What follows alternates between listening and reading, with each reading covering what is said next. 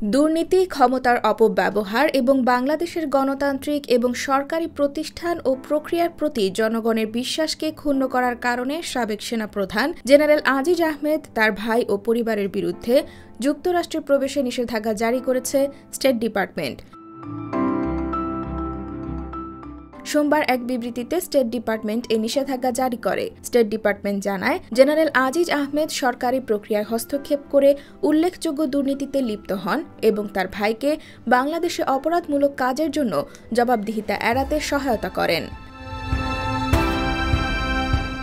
State ডিপার্টমেন্টের বিবৃতিতে বলা হয়েছে, জেনারেল আজিজ আহমেদ অন্যায়ভাবে সামরিক কন্ট্রাক্ট প্রদানে তার ভাইয়ের সাথে কাজ করেন এবং নিজ সুবিধার জন্য সরকারি নিয়োগের বিনিময়ে ঘুষ গ্রহণ করেন।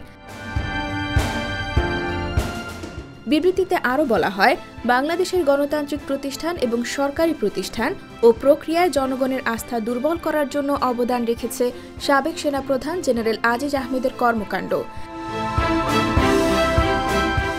স্টেট ডিপার্টমেন্ট জানায়, জেনারেল আজিজ আহমেদের ওপর নিষেধাজ্ঞা বাংলাদেশে আইনের শাসন এবং গণতান্ত্রিক প্রতিষ্ঠান জোরদার করতে আবারও অঙ্গীকার ব্যক্ত করছে যুক্তরাষ্ট্র।